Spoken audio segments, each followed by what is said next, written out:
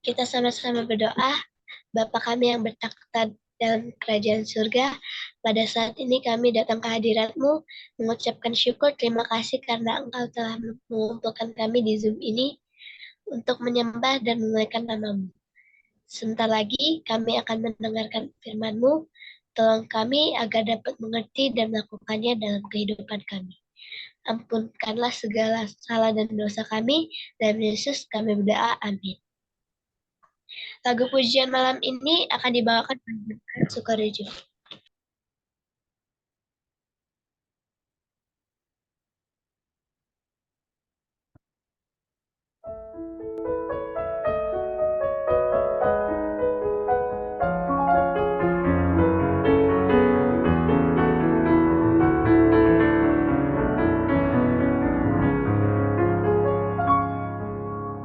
Janganlah takut kesusahan,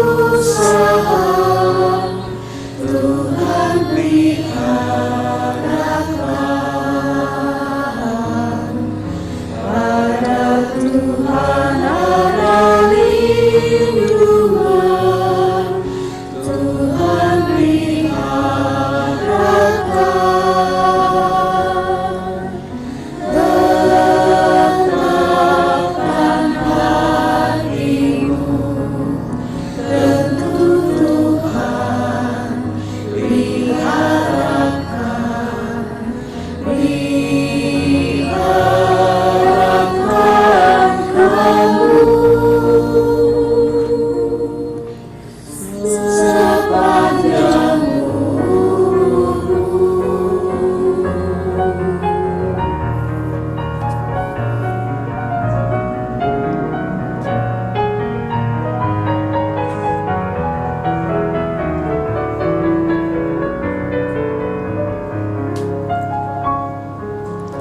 doamu akan didengarnya,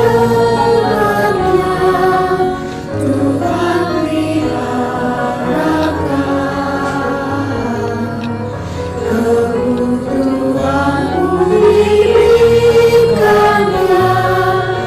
Tuhan beri harapan. Tetapkan hatimu, tentu Tuhan beri harapan, beri harapan kamu. Sepanjang tetapkan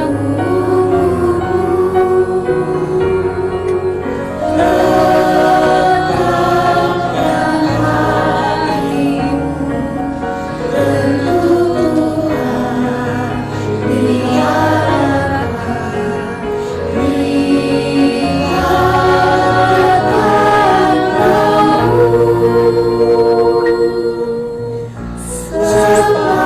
kamu. Sepanjang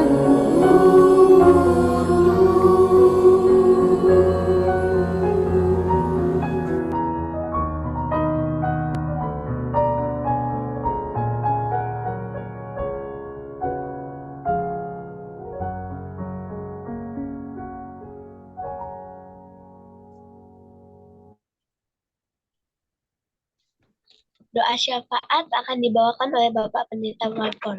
Apakah ada permohonan doa yang ingin disampaikan? Tolong doakan perjamuan kudus nanti hari Sabat, supaya dalam persiapan bahkan perjamuan boleh berjalan lancar. Terima kasih. Ada lagi Bapak Ibu? Jangan lupa doakan Bapak Brenner, Pak Pendeta. Oke. Bapak Pendeta, tolong doakan saya dalam persoalan yang saya hadapi sekarang. Terima kasih Bapak Pendeta. Baik. Ada lagi Bapak Ibu?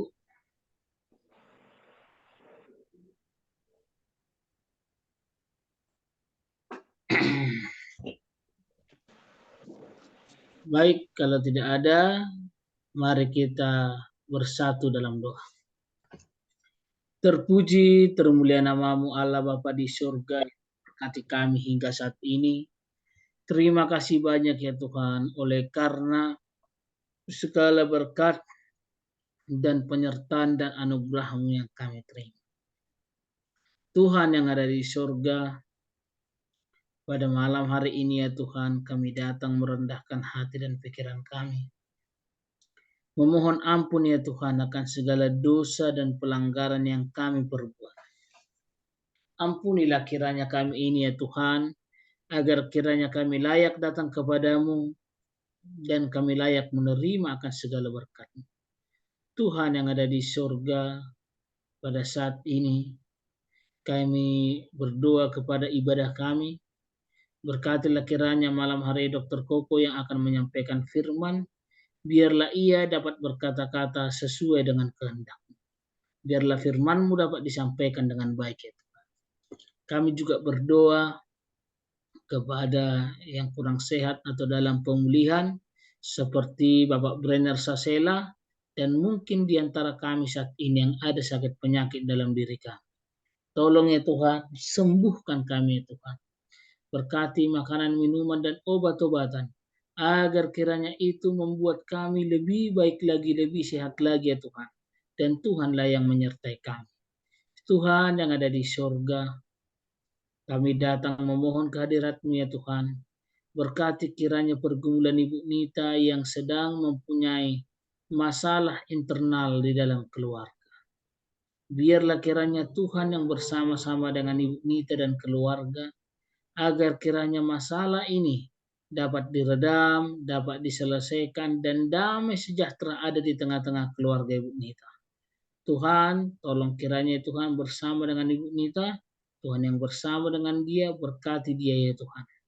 Berkati juga ya Tuhan pada malam hari ini, di mana kami Jemaat Sukorejo akan mengadakan perjamuan kudus hari Sabat.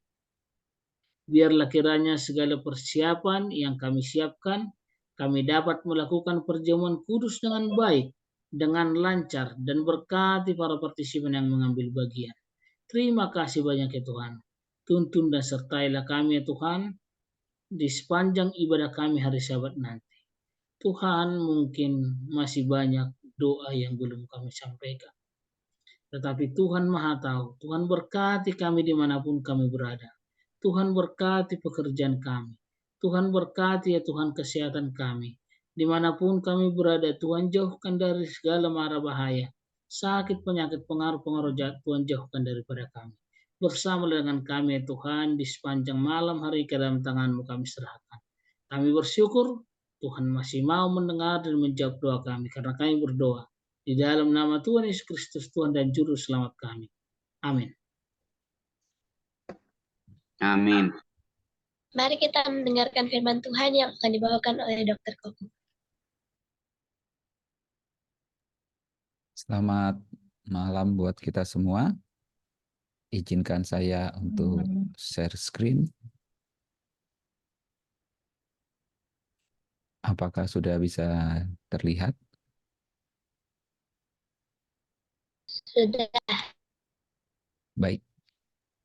Malam hari ini pelajaran firman Tuhan judulnya adalah Mordekai, model kehidupan umat Tuhan. Saudara-saudara, sepanjang pekan yang lalu, pelajaran sekolah sahabat kita membahas tentang buku Esther. Kita sudah lihat ada 4 tokoh utama dalam cerita Esther. Raja Ahasiweros, Haman, Mordekai, dan Esther. Dari keempat tokoh ini, Mordekai adalah tokoh yang paling sering kita lupakan. Kita terlalu terfokus dengan pertentangan antara Esther dan Haman. Haman ingin membantai, membinasakan orang Yahudi, dan Esther ingin menyelamatkan bangsanya, yaitu orang Yahudi. Mordekai sepertinya hanya pelengkap cerita saja. Tapi malam hari ini saya ingin mengatakan kepada saudara bahwa Mordekai adalah tokoh paling penting dalam cerita Esther ini. Mengapa saya katakan Mordekai adalah tokoh yang paling penting? Karena kalau kita tidak bisa memahami apa yang Mordekai perankan dalam kisah Ester, maka kita tidak akan mengerti seluruh kitab Ester. Karena kita tahu bersama di Ester 3 ayat yang kedua, Mordekai memilih sebuah keputusan yang begitu besar. Ia menolak berlutut dan sujud kepada Haman. Atas pilihan yang Mordekai tetapkan inilah seluruh kitab Ester berawal. Jika Mordekai memilih pilihan yang lain, maka kisah Ester akan berubah. Tetapi Mordekai punya keputusan kuat. Ia memilih untuk menolak berlutut dan sujud kepada Haman. Sehingga kita bisa tanyakan, sebetulnya Mordekai ini adalah pahlawan iman atau hanya sekedar biang masalah? Seandainya Mordekai tidak menolak berlutut dan sujud kepada Haman, maka tidak ada masalah di era Ester. Kehidupan akan damai sejahtera, Ester akan tetap menjadi ratu kerajaan Persia, bangsa Yahudi juga bisa melakukan pekerjaan kehidupannya sehari-hari dengan damai sejahtera. Tetapi Mordekai memilih menolak berlutut dan sujud kepada Haman. Pertanyaannya adalah, mengapa Mordekai berkeras kepala menolak berlutut dan sujud kepada Haman? Jika kita bisa menjawab pertanyaan ini, maka kita bisa lihat Mordekai ini seorang pahlawan iman atau sekedar pembawa masalah. Kalau kita sudah tahu siapa Mordekai, maka kita akan mengerti seluruh isi buku Ester. Saudara-saudara, sering sekali kita mengambil jalan yang paling mudah. Dan banyak orang juga mengambil jalan itu. Menjawab pertanyaan ini adalah sangat gampang sebetulnya. Kalau kita ambil jalan mudah. Mengapa Mordekai menolak berlutut bersujud kepada Haman? Logikanya adalah menyembah manusia termasuk penyembahan berhala. Dan itu melanggar hukum Tuhan. Mordekai adalah orang Yahudi yang setia. Karena itu, Mordekai menolak berlutut dan sujud kepada Haman. Kasus selesai. Maka kita sudah tahu, dengan kesimpulan ini, Mordekai adalah pahlawan iman. Dan itu banyak diungkapkan oleh banyak orang. Masalahnya, mari kita jujur. Argumen ini adalah argumen yang sangat-sangat lemah. Mengapa saya katakan argumen ini sangat lemah? Mari kita buka di Ester 1 ayat yang ketiga. Firman Tuhan berkata, pada tahun yang ketiga dalam pemerintahannya, di sini adalah Raja Persia. Jadi, kitab Ester ini menceritakan tahun ketiga Raja Ahasiweros berkuasa di negeri Persia. Dan kita tahu bersama, Mordekai tinggal di dalam istana Susan. Artinya, Mordekai sudah lama berada di Persia. Coba bayangkan, Mordekai yang sudah lama di Persia, bukan Mordekai yang baru hari kemarin tiba di Persia. Apakah Mordekai tidak sujud kepada raja ketika ia bertemu dengan raja? Kalau memang Mordekai berpikir bahwa menyembah manusia adalah menyembah berhala, Mordekai sudah jauh-jauh hari mendapat masalah.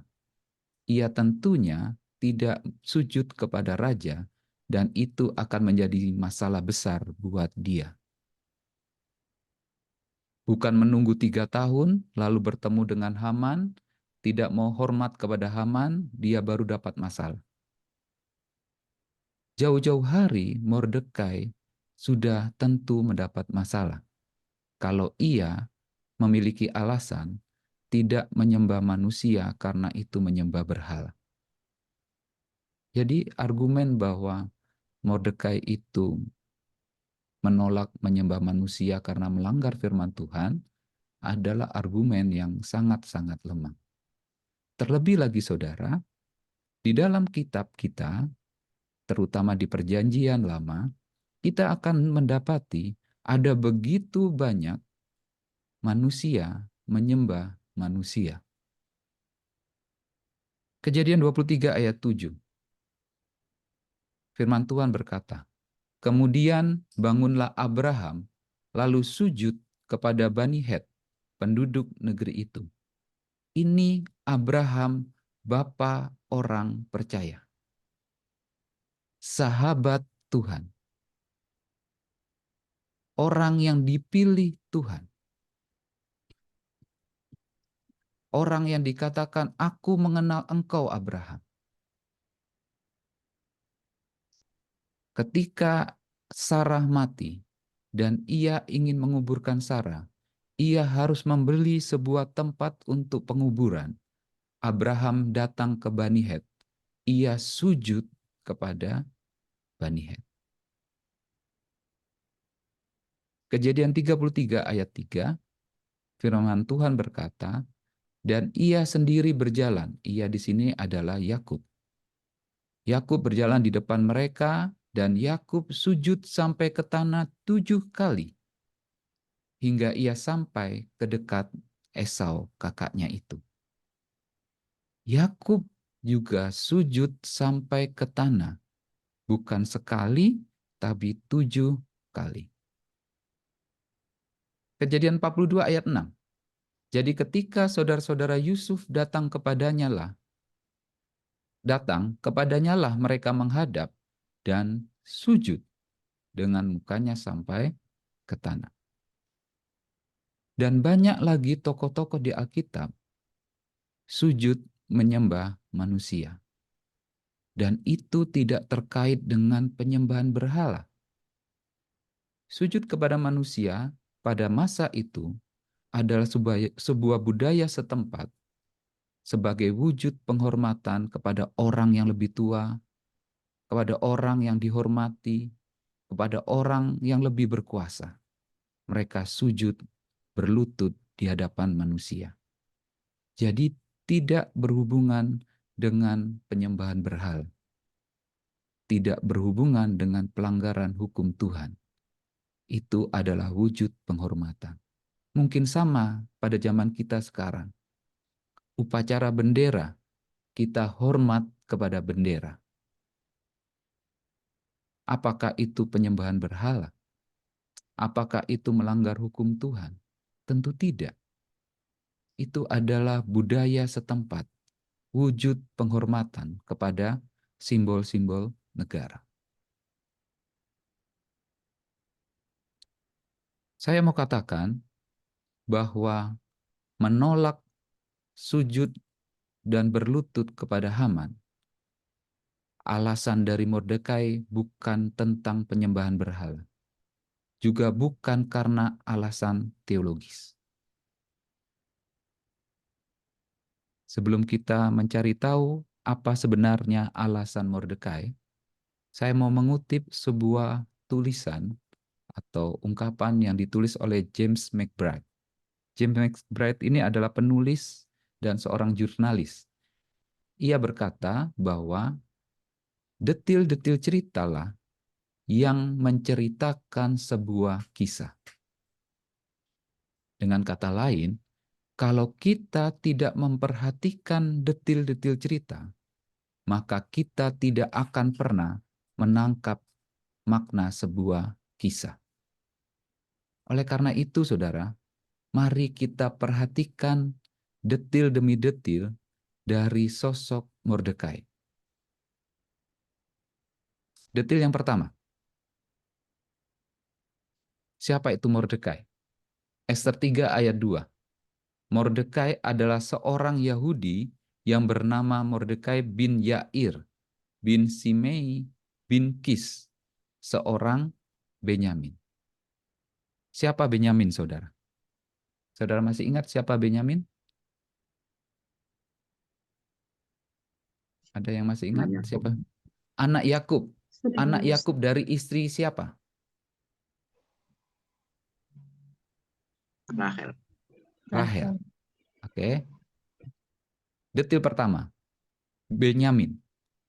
Mordekai adalah keturunan Yakub dari Rahel. Detil yang kedua. Dan semua pegawai raja yang di pintu gerbang istana raja berlutut dan sujud kepada Haman. Sebab demikianlah diperintahkan raja tentang dia, tetapi Mordekai tidak berlutut dan tidak sujud.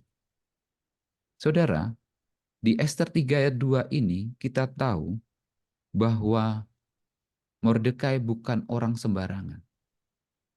Ia bekerja di istana raja. Ia adalah pegawai istana. Inilah detail yang kedua. Mordekai bekerja pada orang yang berkuasa. Detail yang ketiga, kita sudah tahu bersama-sama, Mordekai memilih untuk tidak berlutut kepada Haman. Haman ini adalah orang nomor 2 di Persia setelah Raja Ahasiweros. Haman adalah orang kepercayaan raja.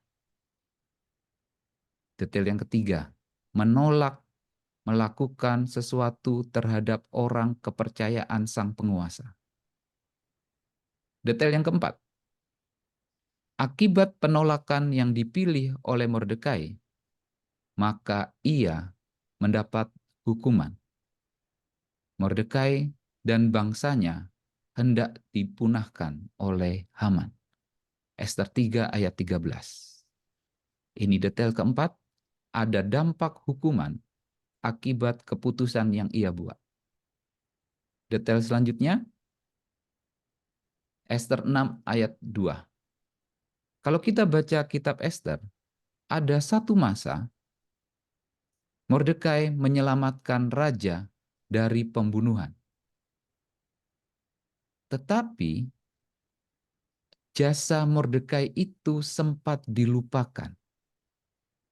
Selang beberapa waktu lamanya, di pasal 6, raja baru mengingat bahwa ia belum memberikan hadiah kepada Mordekai. Ini detail yang kelima. Jasa Mordekai dilupakan, tapi pada akhirnya diingat kembali oleh penguasa. Detail selanjutnya, Ester 8 ayat 15. Bebas dari hukuman. Mordekai dan orang Yahudi tidak jadi dipunahkan. Lalu apa yang Mordekai lakukan? Ia keluar ke jalanan kota Susan, memakai baju raja, memakai mahkota emas bagaikan raja. Ini detail yang keenam. Setelah terbebas dari hukuman, Mordekai tampil bagaikan raja. Dan detail terakhir, Ester 9 ayat 3-4. Dengan kekuasaannya, Mordekai menyelamatkan bangsanya. Inilah 7 detail yang diberikan oleh kitab Ester mengenai tokoh Mordekai. Seperti biasa, saya ingin menanyakan kepada saudara. Ingat kisah apa di Alkitab? Ada keturunan Yakub dari Rahel, bekerja pada orang yang berkuasa, menolak melakukan sesuatu yang diminta oleh kepercayaan penguasa, mendapat hukuman, pernah berjasa, dilupakan, lalu diingat jasanya. Setelah terbebas dari hukuman, ia tampil bagaikan seorang penguasa. Dan detail yang ketujuh, dengan kekuasaan yang ia punyai, ia menyelamatkan bangsanya. Ada yang ingat cerita tentang apa ini? Bu Indra nih biasanya ingat. Siapa yang pernah menolak sesuatu, lalu dihukum, akhirnya dia diingat oleh penguasa, setelah diingat dia keluar, dia Yusuf, ya. hidup bagaikan raja. Siapa? Yusuf. Yusuf. Oke. Apakah betul Yusuf? Mari kita cek detil demi detilnya. Apakah Yusuf keturunan Yakub dari Rahel? Ya, anak Rahel itu dua, Yusuf dan Benyamin. Jadi Yusuf keturunan Yakub dari Rahel. Yang kedua, apakah Yusuf bekerja pada orang yang berkuasa? Ya, 2 kali Yusuf bekerja pada orang yang berkuasa. Yang pertama, Potifar. Yang kedua, Raja Firaun. Detail yang ketiga, apakah Yusuf menolak sesuatu yang diminta oleh orang kepercayaan raja? Ya, peristiwa Yusuf dengan istri Potifar. Istrinya. Ya, iya Bu Nita. Jadi diminta oleh istri Potifar, Yusuf menolak. Detail keempat, apakah dapat hukuman? Ya, Yusuf Ya. akhirnya masuk ke dalam penjara. Di dalam penjara, dia mengartikan mimpi dari juru minum. Sehingga juru minum itu keluar selamat.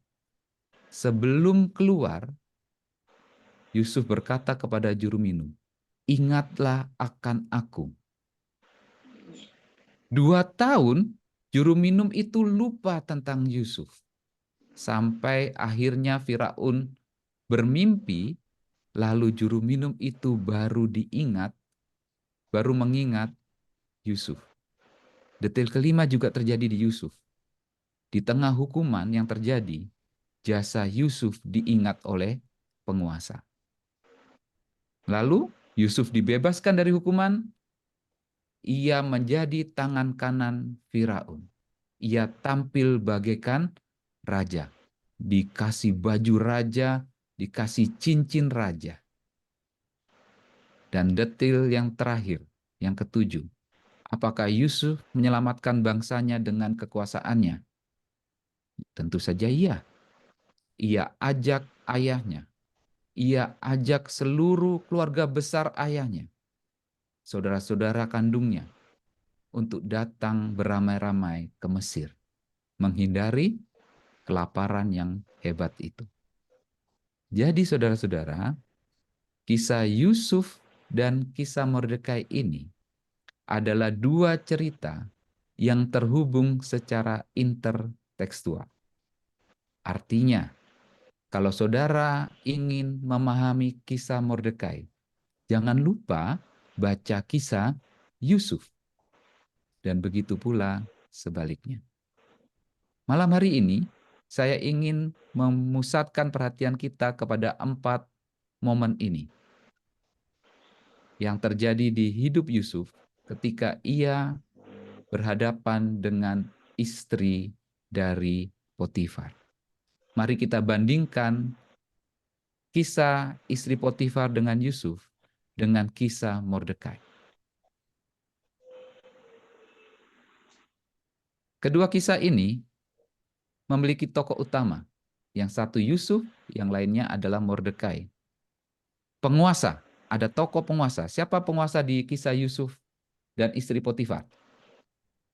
Penguasanya adalah Potifar itu sendiri. Sedangkan penguasa di Mordekai adalah Raja Ahasveros. Orang kepercayaan penguasa. Siapakah orang kepercayaan Potifar? Istri Potifar.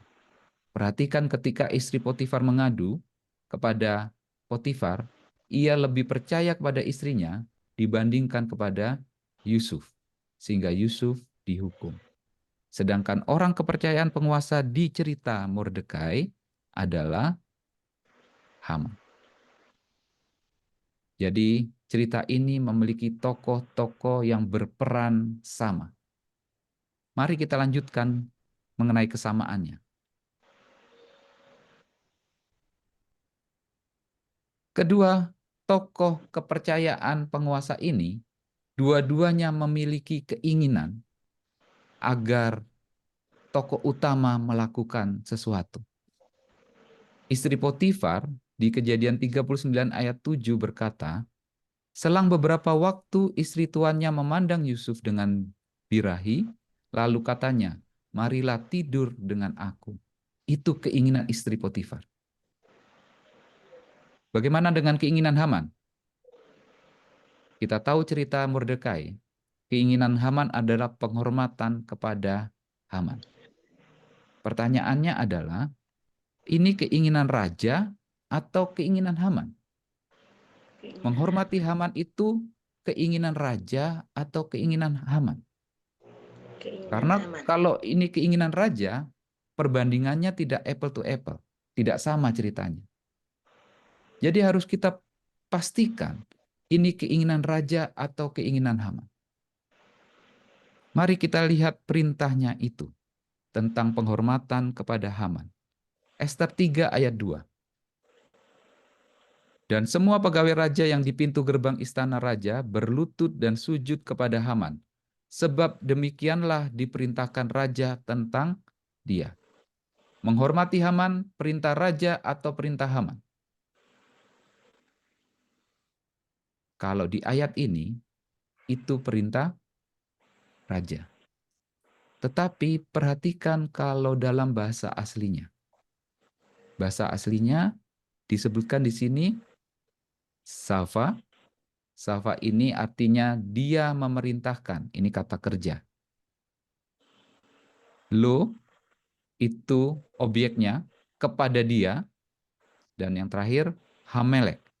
Hamelek itu raja. Ini subjeknya. Jadi dalam bahasa aslinya sebetulnya raja memerintahkan kepada dia. Bisa kita baca demikian. Dan semua pegawai raja yang di pintu gerbang istana raja berlutut dan sujud kepada Haman. Sebab demikianlah diperintahkan raja kepada dia. Perhatikan saudara. Raja memerintahkan siapa untuk hormat kepada Haman? Kepada dia. Siapa itu dia? Ada 3 kemungkinan siapa itu dia. Yang pertama, semua pegawai raja. Yang kedua, Haman. Yang ketiga, Mordekai. Tetapi, tidak mungkin semua pegawai raja. Kalau semua pegawai raja itu, raja memerintahkan kepada mereka. Karena semua. Jadi tidak mungkin semua pegawai raja yang diperintahkan. Tinggal 2, Haman atau Mordekai. Tidak mungkin juga Mordekai. Karena kalau Mordekai yang diperintahkan, kalimatnya berubah. Maka diperintahkan kepada raja kepada Mordekai. Tetapi dia tidak berlutut. Ini terbalik, saudara. Sebab demikianlah diperintahkan raja kepada dia, tetapi Mordekai. Jadi bukan Mordekai. Satu-satunya jawaban adalah Haman. Saudara bisa perhatikan ada yang mencurigakan di sini. Perhatikan pelan-pelan. Raja memerintahkan untuk menghormati Haman dan perintah itu diberikan kepada Haman. Perintah ini bukan undang-undang resmi, saudara. Kalau saudara baca kitab Ester, setiap kali ada keputusan, pasti dikirim ke seluruh daerah Persia. Ada kuda-kuda yang cepat mengirim berita. Tetapi ini hanya berlaku di istana. Yang kedua, yang menerima perintah itu, perintah menyembah Haman adalah Haman. Artinya, Yang menyampaikan kepada pegawai raja istana adalah Haman. Mari kita bayangkan, saudara, kita semua ini adalah pegawai raja. Tiba-tiba Haman datang kepada Ibu Nita. Ibu Nita, kata raja, ini Haman ngomong sama Ibu Nita. Kata raja, kamu harus bersujud kepada saya. Kira-kira begitu keadaannya. Haman memberikan informasi kepada semua orang. Kata raja, semua orang harus sujud kepada dirinya. Terlebih lagi, di Ester 6 ayat 6, kita tahu siapa Haman. Haman adalah orang yang sangat ingin diperlakukan seperti raja. Maka dengan demikian kita tahu, penghormatan kepada Haman itu bukan keinginan raja, tetapi murni keinginan Haman. Jadi cerita ini betul-betul terhubung secara intertekstual. Bagaimana respon Yusuf atas ajakan istri Potifar? Kejadian 39 ayat 8 dan 9, Yusuf berkata, ia menolak permintaan istri tuannya itu. Alasannya, selain daripada engkau, semua yang ada di dalam rumah ini di bawah kuasa Yusuf. Selain istri Potifar, karena engkau adalah istri tuanku. Yusuf menolak karena istri Potifar milik Potifar. Bagaimana Mordekai? Mordekai juga menolak permintaan Haman. Mengapa Mordekai menolak permintaan Haman? Sekali lagi, bukan alasannya penyembahan berhala. Bukan alasannya teologis. Sama seperti Yusuf, ia menolak istri Potifar karena istri Potifar milik Potifar. Mordekai menolak menghormati Haman karena penghormatan itu hanya diberikan untuk raja, bukan untuk orang selain raja. Saudara-saudara, walaupun keputusan Mordekai ini terkesan memberontak, walaupun keputusan Mordekai ini mendatangkan masalah, Mordekai tidak bergeming. Karena Mordekai adalah seorang loyalis sejati.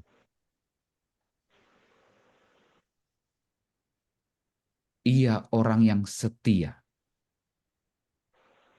Kalau saudara baca kitab Ester dari awal sampai akhir, kitab Ester ingin menekankan bahwa Mordekai adalah seorang yang loyal.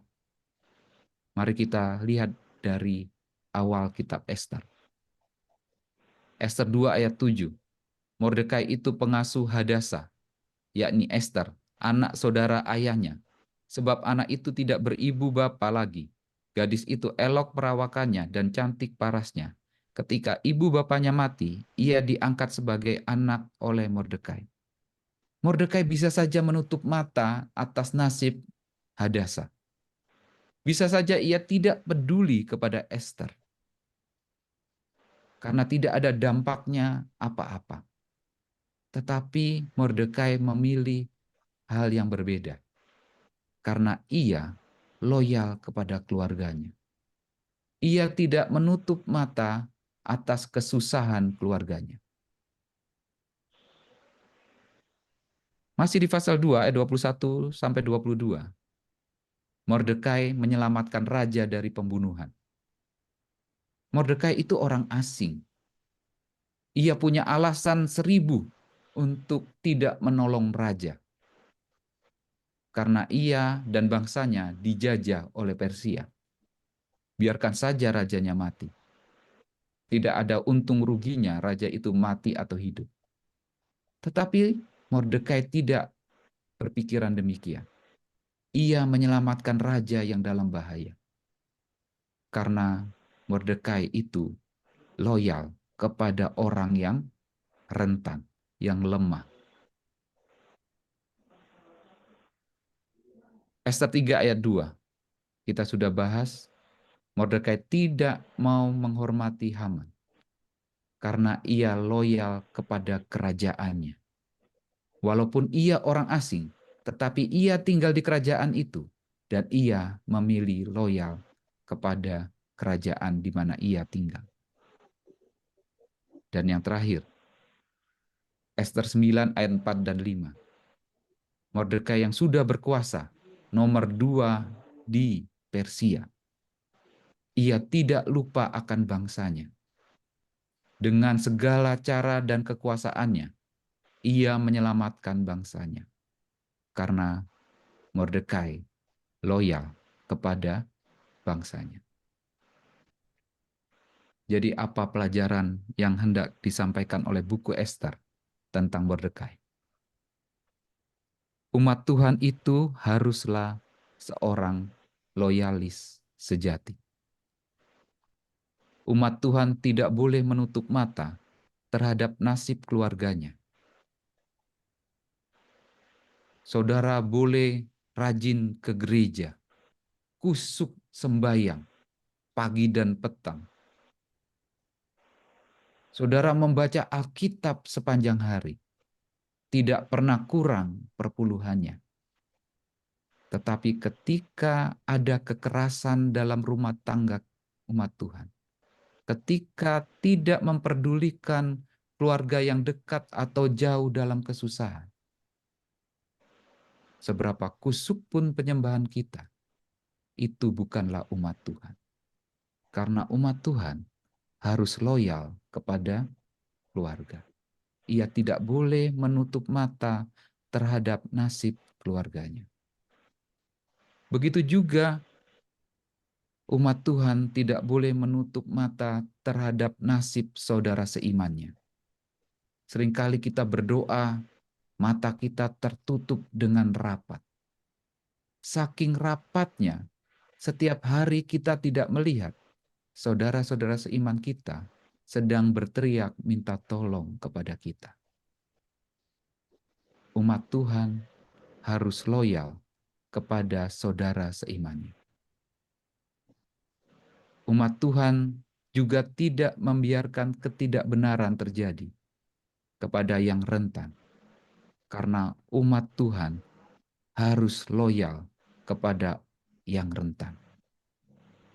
Siapapun yang ada di sekitar kita, kita harus membuka mata kita, peduli pada mereka yang rentan.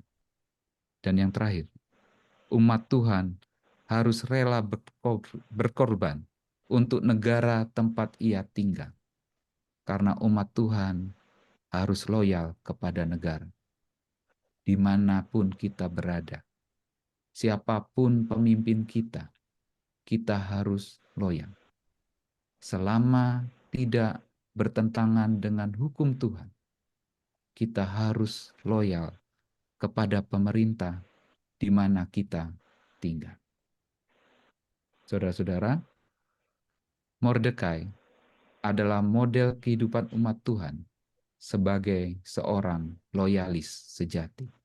Kiranya kita sambil menanti kedatangan Tuhan yang kedua kali, kita bisa menjadi seperti Mordekai, seorang loyalis sejati, loyal kepada keluarga kita, loyal kepada jemaat kita, loyal kepada orang-orang yang rentan, dan loyal juga kepada pemerintahan di mana tempat kita berlindung dan tinggal. Kiranya Tuhan memberkati kita.